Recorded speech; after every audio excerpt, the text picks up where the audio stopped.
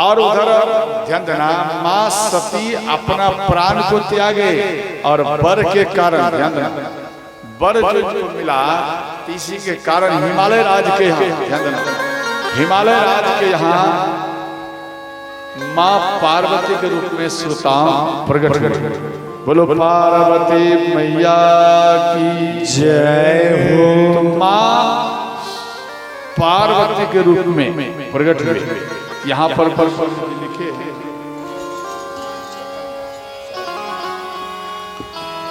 तेहि कारण हिमि गिरि गृह जाई, जननी पार्वती तर पाई। सिया राम जय जय राम, सिया राम जय जय राम। नारद समाचार सब पाए, को तो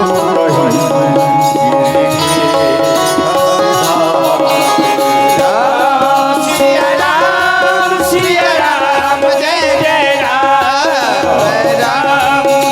राम सिया राम जय जय राम। हर हर महादेव।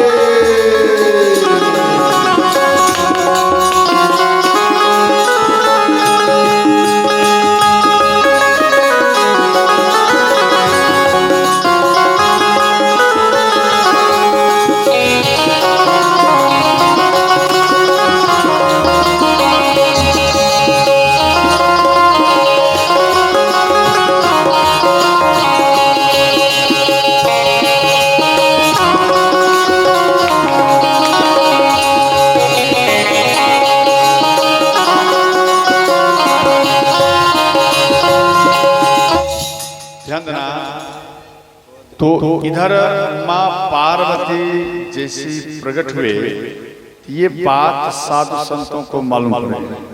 तो साधु संत अपार संख्या में हिमालय राज के यहाँ आए और इसके घर के अगल बगल में कुटिया बनाया। तो कुटिया क्यों बनाया? इसलिए कि अभी माँ पार्वती हैं, तो इन समय में दर्शन कर लूंगा, और जब भगवान शिव से इनका विवाह हो जाएगा तो दर्शन भी श्रोताओं दुर्लभ ही हो जाएगा। इसलिए माँ पार्वती का मैं इस समय में ही दर्शन करूंगा तो अच्छा है। इसलिए साधु संत कुटिया बनाकर हिमालय राज के महल के अगल बगल में रहे। और अंत में देव ऋषि नारद को बात मालूम पड़े और देव ऋषि नारद आए। ध्यान दें, जैसे देव ऋषि नारद आए, हिमालय राज मैना माता इनका स्वागत किया और पार्वती को बुलाकर चरण में प्रणाम कराया। और हिमालय राज, ध्यान देना, हिमालय राज कहते हैं कि आप मेरे बेटी के बारे में बताइए, इनके नसीब में दूल्हा कैसा है और इसका अगला भविष्य कैसा रहेगा। तो माँ पार्वती के ललाट को देखकर, ध्यान देना, ललाट को देखकर देव ऋषि नारद बोले, हे हिमालय राज, आपका जो ये बेटी है, ये आपकी बेटी बिना श्रृंगार किए ये सुंदर लगेगी।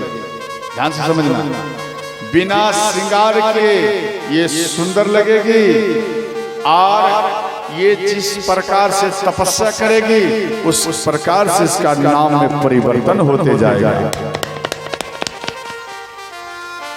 और इसका जो पति होगा, ध्यान देना, अभी तक ये सब में प्रसन्नता है।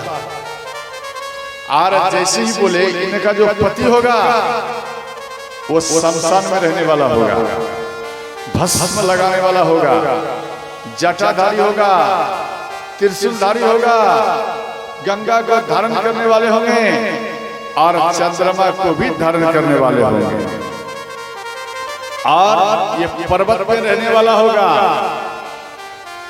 तो ये सब लक्षण भगवान शिव में ही केवल है।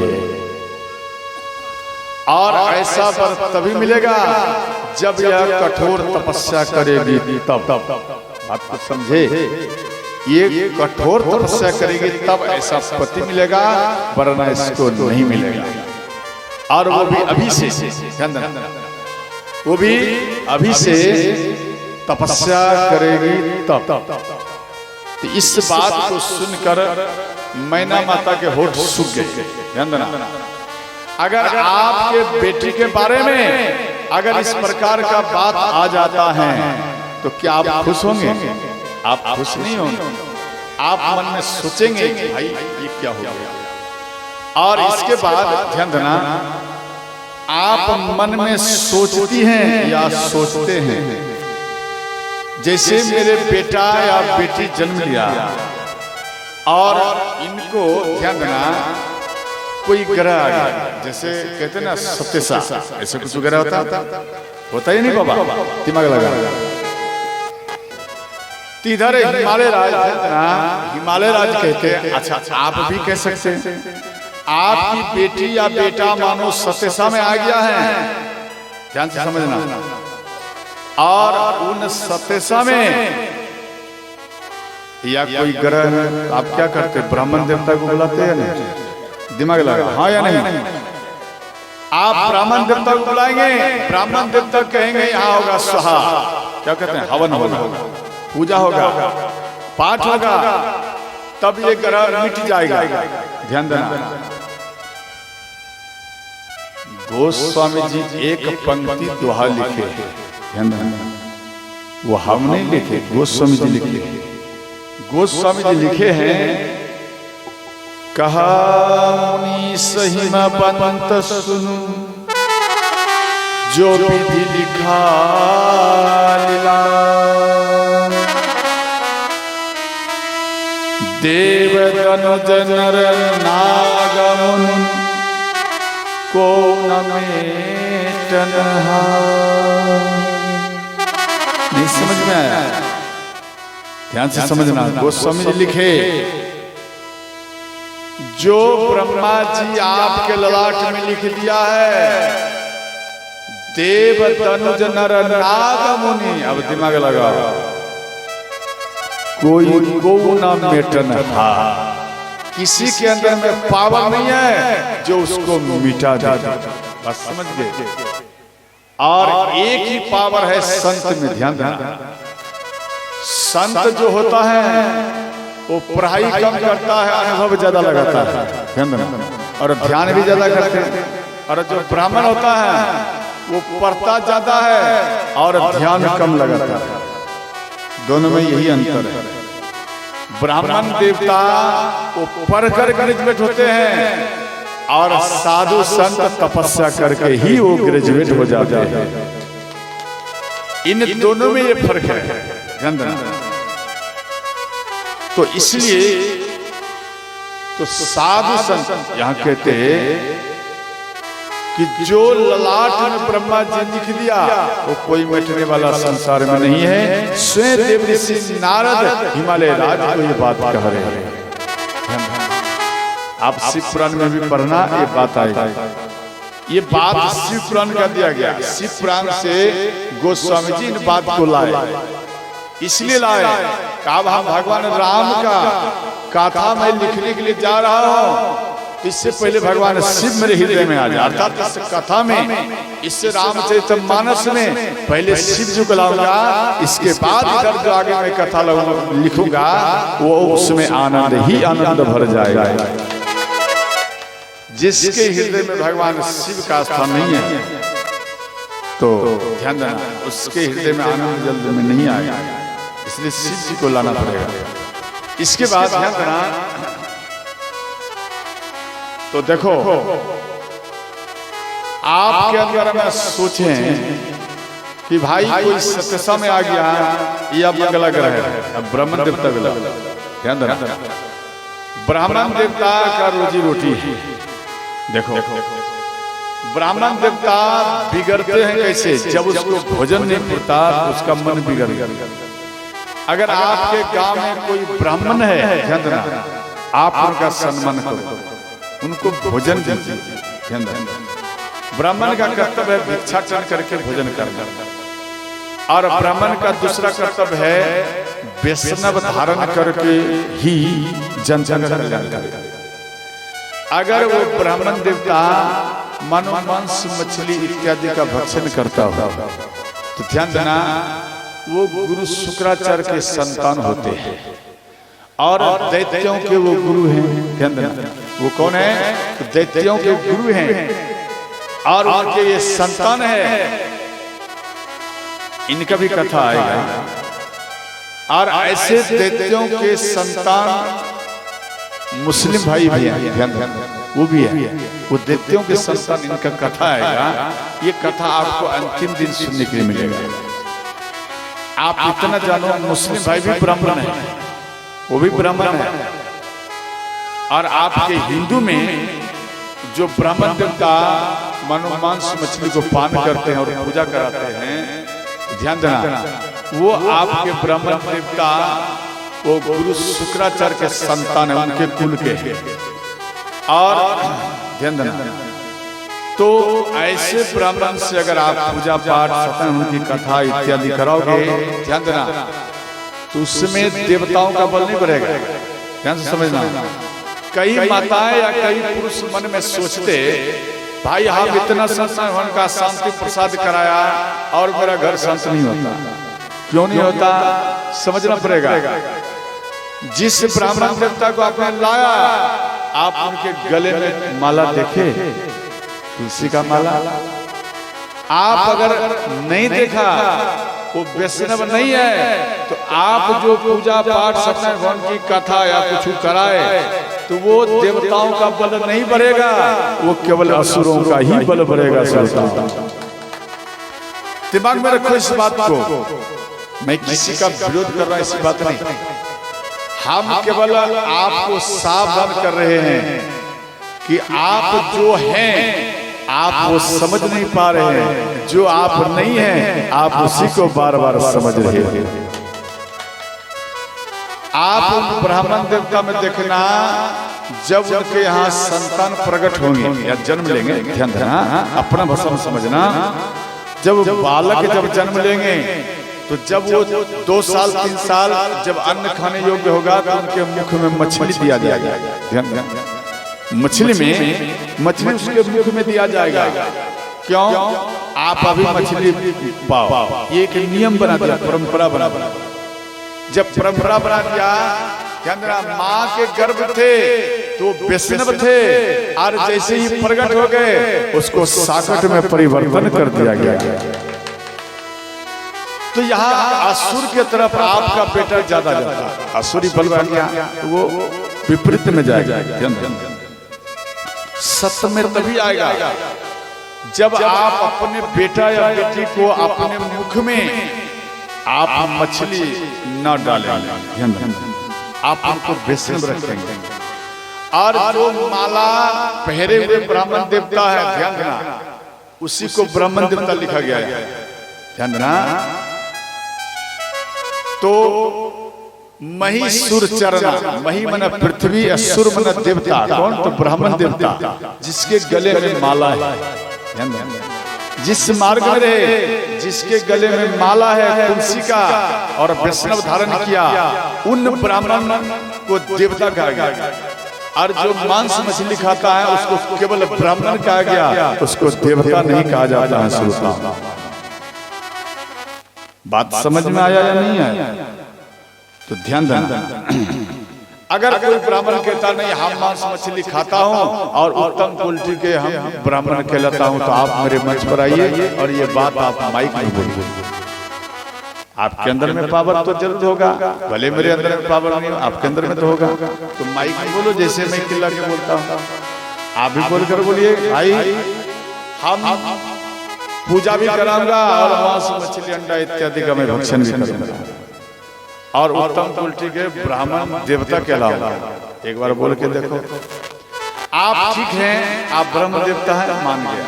आप एक काम करिए, आप जो मांस मछली का भक्षण किया, ध्यान देना, या आपने बनाया, तो ब्राह्मण देवता का जो आहार होता है वो भोग लगाने योग्य होता है। मतलब भगवान को भोग लगा, जो कुछ बने उसे भोग लगा के ब्राह्मण देवता 3 क्वालिटी के ब्राह्मण होते हैं और 3 क्वालिटी की पूजा करते हैं। प्रथम है ध्यान देना त्रिकाल पूजा। त्रिकाल में सुबह, दोपहर और संध्या करेंगे, 3 बार पूजा करेंगे। उन ब्राह्मण को उत्तम क्वालिटी में माना गया और वो त्रिकाल दर्शी ही श्रोता बन जाता है। वो त्रिकाल पूजा हुआ। और एक हुआ मध्यम, जो सुबह और शाम संध्या वंदन करते हैं, ये हुआ मध्यम। और एक हुआ थर्ड क्वालिटी के, केवल एक बार सुबह में पूजा करेगा, बाकी ये 2 टाइम पूजा नहीं करेगा। ये हुआ थर्ड क्वालिटी के, थर्ड क्वालिटी। बस समझ गए? इसलिए ध्यान देना, आप मानो शिव जी को ही मानते हो, ठीक है। कई व्यक्ति कहते हैं हम शिव जी को मानते हैं, इसे विस्तार पूर्वक आगे बताया जाएगा। आप शिव जी को माने बहुत सुंदर, आप मानिए, मना नहीं है। तो आप ब्राह्मण देवता एक काम करो, आपने भोजन बनाया तो भगवान को भोग लगाओगे। आप जाओ, जरा पावर है तो आपने जो मांस मछली बनाया जरा जाओ भोग लगाओ। आप जिस पाठा को काट दिया, फुलाइस दिला, ध्यान रखना, फुलाइस कैसे देते? वो धीरे धीरे ऊपर में, ध्यान देना, वो क्या बोलते हैं ईटा जो पाकता है, क्या बोलते हैं उसको? वो जो पाइप होता, हाँ, चिमनी, चिमनी का जो धुआं फेंकता, वो धीरे धीरे धीरे धीरे ऊपर में पतला कर देगा। अच्छा एक बात बता, आप मंत्र मत पाठ करना, ठीक है ना। आप चावल को भिगा दीजिए बढ़िया से दूध में, चाहे जैसे भी आप भिगा के स्वयं आप प्रैक्टिकल करना। अब देते जाओ जब तक गिर ना जाए। तो क्या वो गिरेगा कि नहीं गिरेगा? वो गिरेगा।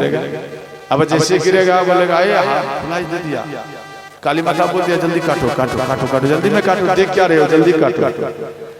अब देखो आप बोल दिया कि काटो, वही ब्राह्मण देवता आपका ये पूजन कराया, ठीक आपने पठा को काट दिया, वो क्या बन गया? प्रसाद बना या नहीं बना? उसको प्रसाद कहते हो ना, बोलना हाँ या नहीं, शर्माने की जरूरत नहीं है, बोलो। गलतियां जहां उसको सावधान करने के लिए ही तो संत आता है। आप उनको मान लिया ये प्रसाद है, ये काम करो ना, ये प्रसाद थोड़ा सा काली मैया के दरबार में चढ़ा दो। आप इसको काट दिया, इसको बना दो, जैसे सब्जी बनाया आप बना दो और काली माता के दरबार में आप रख दो। क्यों? ये बन चुका माता काली, आप इसमें भोग लगाओ।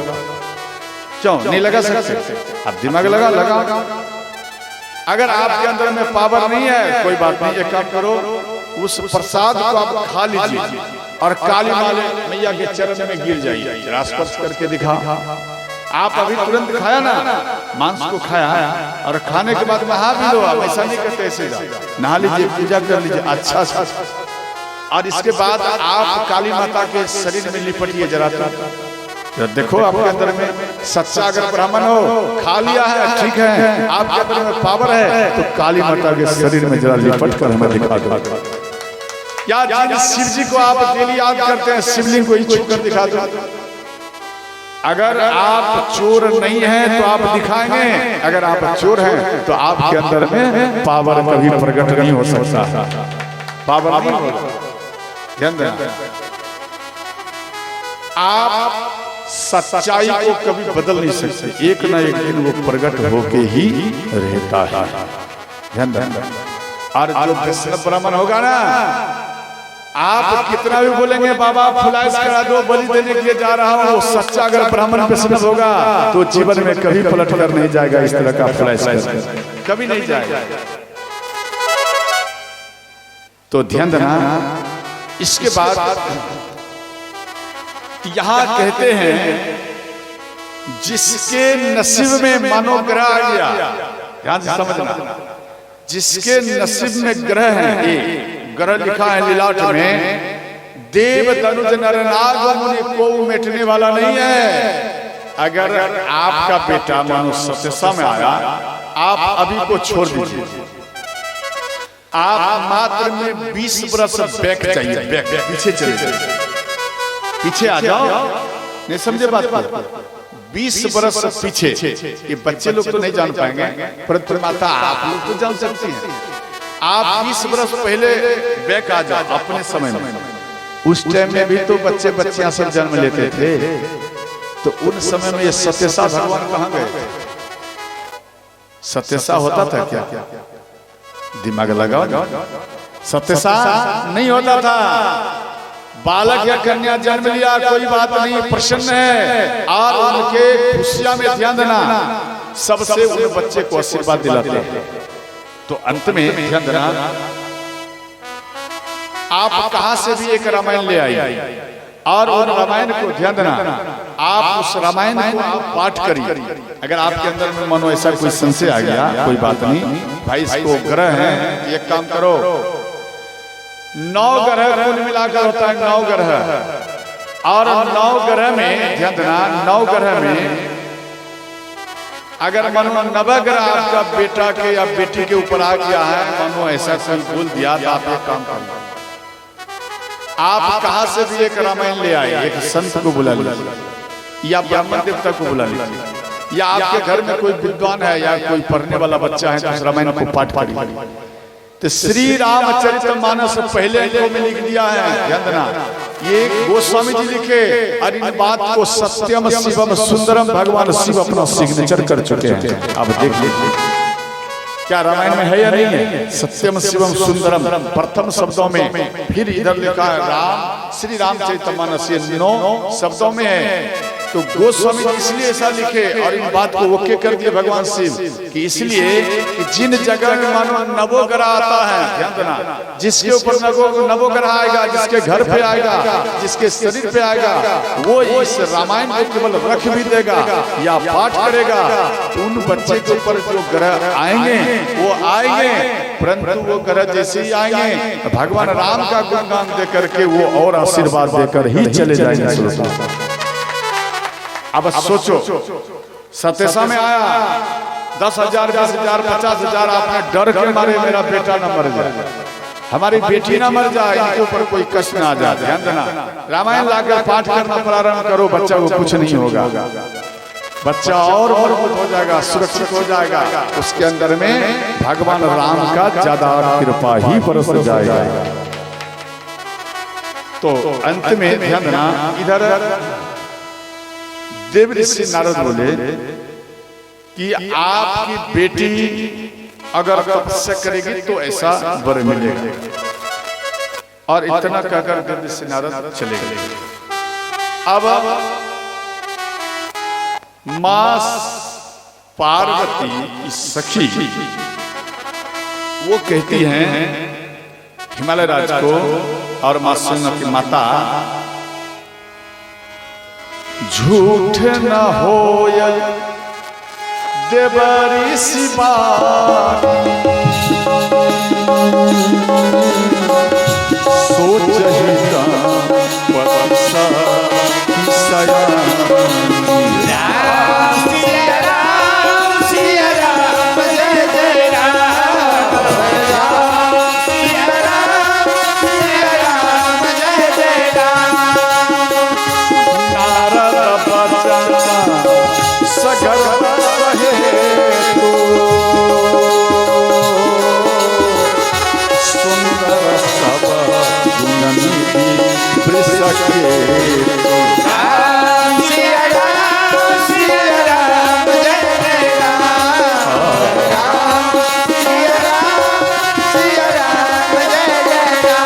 हर हर महादेव, जोर से करताल बजाइए।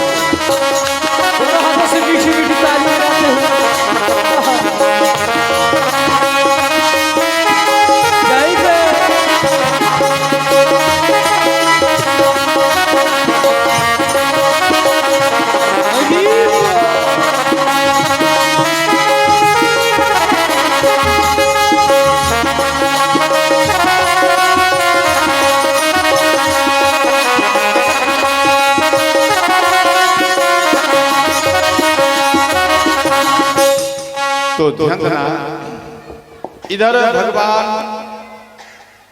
ये मां पार्वती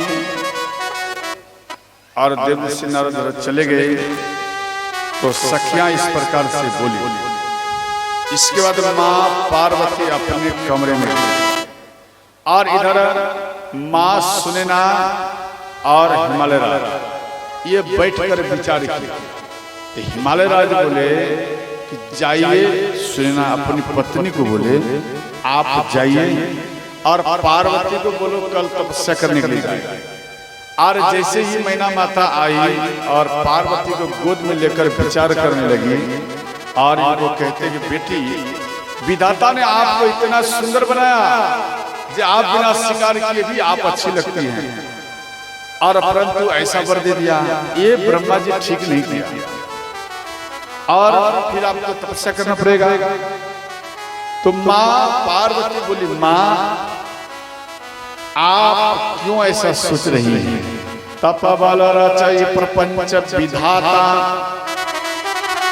तप बल विष्णु सकल जगत त्राता।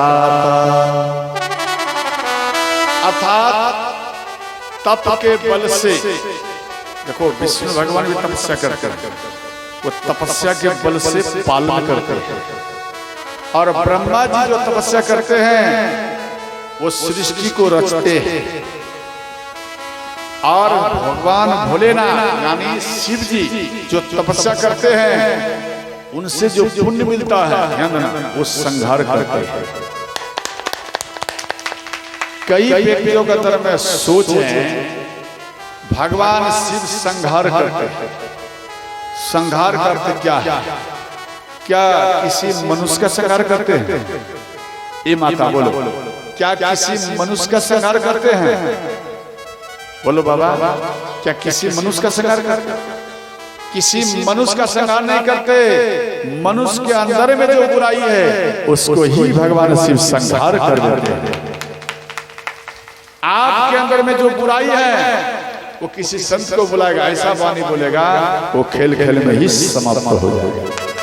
समझिए, आपके अंदर की बुराई को समाप्त करता है। और अंत में ध्यान देना, माँ पार्वती जब इस बात को बोली तो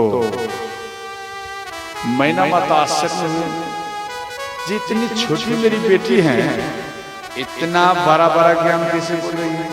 कभी कभी आप अपना बच्चा में देखना कि जो 80 वर्ष के बूढ़ा को मालूम नहीं है वो आपकी बच्ची या बेटा आपको वैसा बात बोल रहा है, तो वो माँ पिता खुश हो जाते हैं।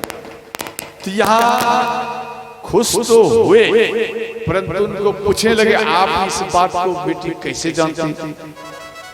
तो यहाँ हिमालय मैना माता जैसे ही माँ पार्वती को ये बात बोली तो माँ पार्वती बोली कि हे माता, ये हम संतों के मुखारबिंद से सुनी। संत रहते ना, उनके मुखारबिंद से सुनी। क्यों? वो मन में सोचे अब क्या बोलूं, अब मैं क्या बोलूं। यहाँ में संत का बात लगा। तो अंत में ध्यान देना, तो माँ पार्वती सुबह में उठकर संतों को प्रणाम किए, ग्राम वासियों को प्रणाम किए और तपस्या करने के लिए आए। और जब ये तपस्या करने लगे, ध्यान देना, संपत सहस मूल फल खाए, साग खाए सत बरस बिताए। संपत सहस मूल फल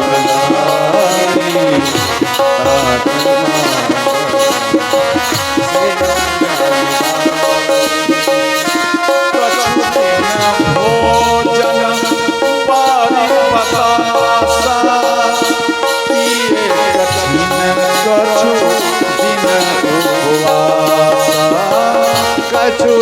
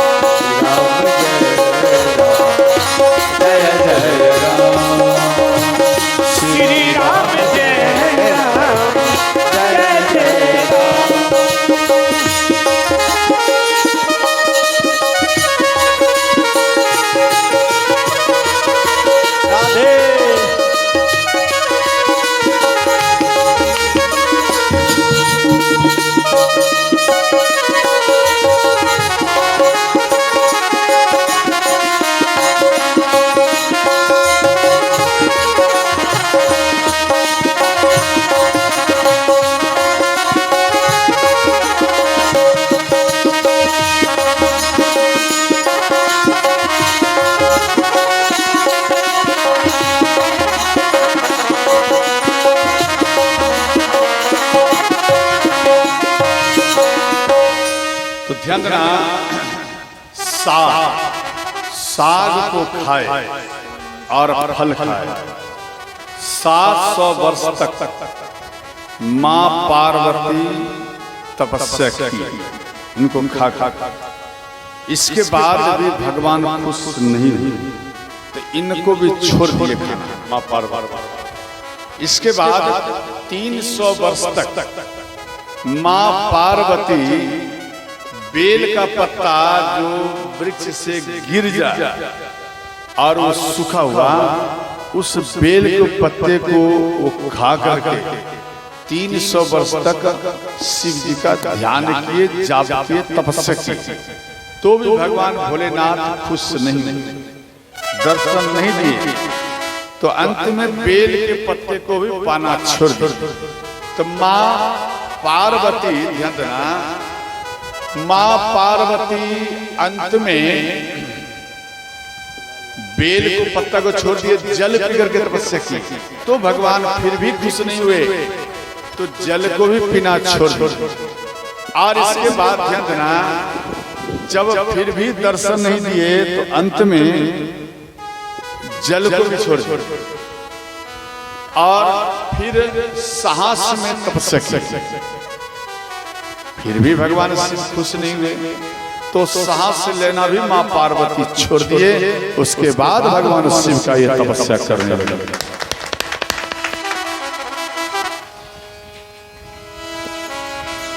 माँ पार्वती के ऐसे कठोर तपस्या को देखकर देवता भी घबरा गए।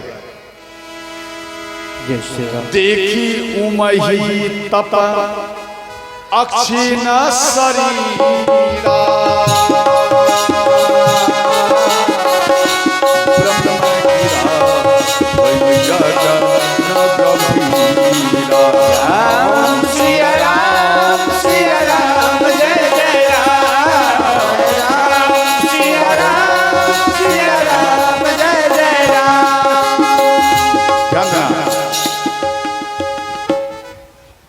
देखो, देख उमहि तप अक्षिण शरीरा, इसका अर्थ है अक्षिण मने माँ सती के अंदर में जितना पावर था वो सब तपस्या करते क्रम में सब वो पावर माँ पार्वती में प्रवेश कर गए। समझिए, जैसे आपकी बेटी है या बेटा है तो आप अपने बेटी को आप सोमवारी व्रत, बृहस्पति पूजा, ये सब आप कराती हैं। किस लिए कराती, क्यों कराती, क्या कारण है? ध्यान देना, आप इसलिए कराती हैं कुमारी अवस्था में मेरी बेटी अगर तपस्या करेगी इसके अंदर में कुछ पावर आ जाएगा। बात समझिए, आपके बेटा बेटी के अंदर में पावर आ जाएगा और ऐसा पावर आएगा ऐसा कि कभी जीवन में दुख ही नहीं आएगा और उसी पावर से पूरा जिंदगी ही वो निर्वाह कर लेगा। इसलिए कुमारी अवस्था में ध्यान देना, माँ के घर में, पिता के घर में अपनी अपनी बेटी को आप व्रत करा। जब आप व्रत कराएंगे इसको एक नया पावर आएगा। आप समझ गए? इसके बाद ध्यान देना, तो यहाँ पर आकाशवाणी द्वारा संकेत किए, भय मनोरथ सफल तब सुनो गिरिराज कुमार, परिहर दुसह कलेश तब अब मिली हई त्रिपुरा। आकाशवाणी द्वारा बोले कि पार्वती आपने जो तपस्या किया है अब आपको भगवान शिव मिलेंगे और आपके, ध्यान देना, आपके पिता आपको बुलाने के लिए आएंगे तो आप अपने पिता के साथ साथ घर चले जाना।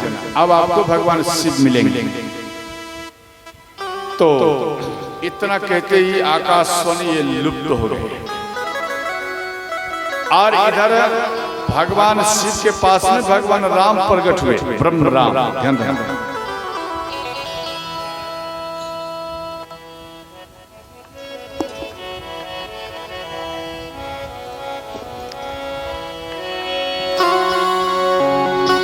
प्रगटे राम कृतज्ञ कृपाला रूपशील निधि तेज दिशा।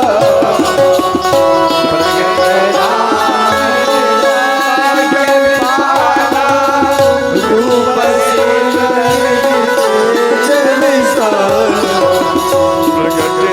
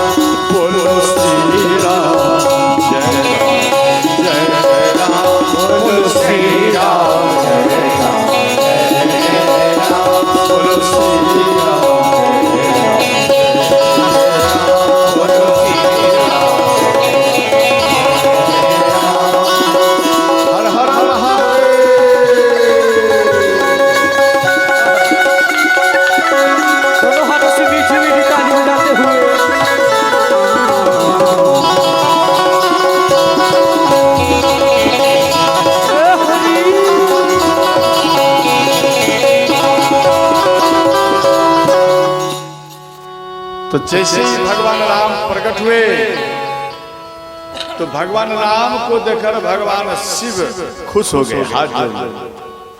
और भगवान भोलेनाथ कहते हैं, हे भगवान आज आपसे हमें वर देने के लिए आ गए। तो भगवान राम हाथ जोड़ लिए, भगवान शिव को कहते हैं, भोलेनाथ आज मैं आपको वर देने के लिए नहीं आया हूं, आज से आपसे हम वर लेने के लिए आया है। नहीं समझे? आपसे वर लेने के लिए आया हूं। भगवान शिव बोले, हे भगवान आपको वर में क्या चाहिए आप हमें आदेश करिए। ध्यान देकर समझना, आपको क्या चाहिए आप हमें आदेश करिए।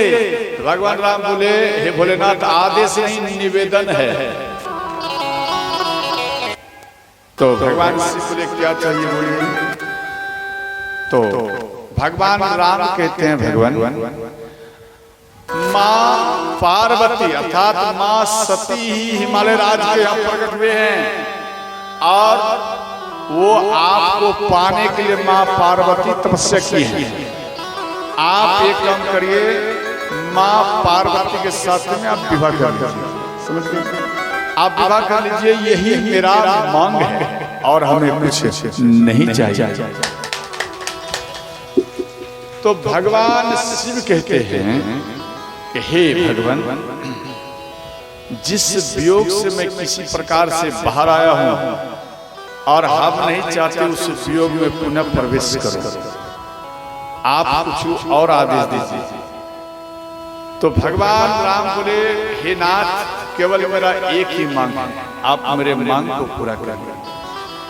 तो भगवान शिव मन में सोचे, अगर मेरे विवाह से मेरे आराध्य मेरे इष्ट अगर प्रसन्न हो जाएंगे, खुश हो जाएंगे, तो मेरे लिए यही स्तुति होगा, आरती होगा, यही मेरा पूजा होगा। इसलिए हम विवाह करने के लिए तैयार हो। तो इस बात को सुनकर भगवान राम हर हर महादेव करते हुए चले गए, अंतर ध्यान हो गया। इतने में सप्त ऋषि भगवान शिव के चरण में प्रणाम किए और भोलेनाथ बोले कि हे सप्त ऋषियों आप बिल्कुल ठीक टाइम पर आया, आप ठीक समय पर आया है और पार्वती तपस्या किया, हमें पाने के लिए आप जाइए जरा परीक्षण ले आइए। तो भगवान शिव के चरण में प्रणाम कर सप्त ऋषि ध्यान देना, ये माँ पार्वती के पास में आए और बोले कि पार्वती आप जो तपस्या किया है इसलिए। तो माँ पार्वती बोली भगवान शिव को पाने के लिए किया,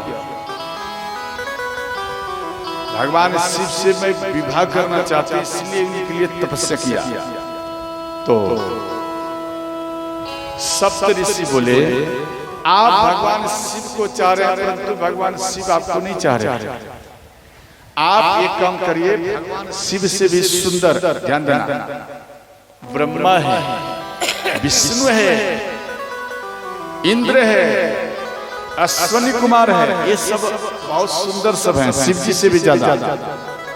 आप अगर कहो तो मैं आपका बर्तवारी सेट करूं, रिश्ता को मैं सेट करूं, तो माँ पार्वती बोली, हे सप्तऋषियों, आप अगर पहले आते तो हम कुछ विचार करते, परंतु अब हम भगवान शिव को अपना हृदय में बैठा रखे हूं, अब तो हमें भगवान शिव ही चाहिए और दूसरा हमें नहीं चाहिए। तो इस बात को सुनकर, इस बात को सुनकर सप्तऋषि प्रसन्न हो गए। तो मां पार्वती कहती हैं कि हे सप्तऋषियों, जन्म कोटि लगी रगर हमारी, बरस राम सिया राम जय जय राम, राम सिया राम जय जय राम। जरा इस बात को पकड़ना, जन्म कोटि लागी रगर हमारी, एक जन्म की नहीं, कोटि जन्म का, अर्थात जितना बार हमको जन्म लेना पड़े हम जन्म लूंगी, परंतु हमको शिव चाहिए, दूसरा हमें नहीं चाहिए।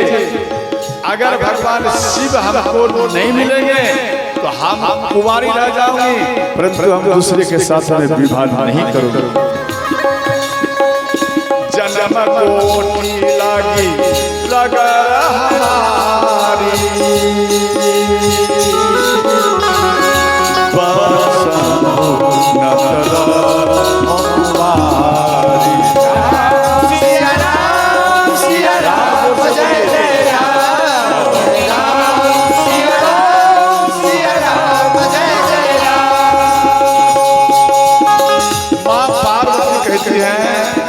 सप्तऋषियों, तजौ नारद कर उपदेशो,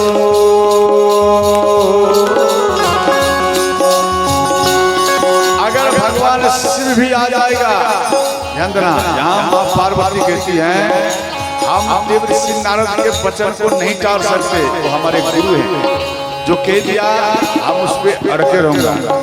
अगर भगवान शिव भी आकर कह दे कि पार्वती हम आपसे विवाह नहीं करूंगा, तो भी हमें भगवान शिव ही चाहिए, दूसरा नहीं चाहिए।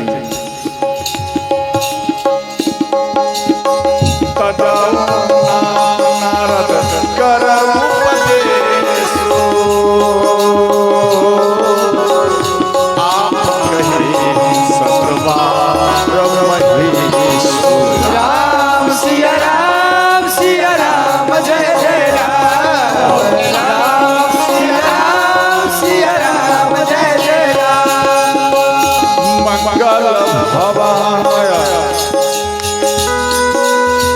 ओ मंगल हारी, ओम सहित जपत त्रिपुरारी। राम सिया राम बोलो, जय जय राम, राम सिया राम जय जय राम। हर हर महादेव।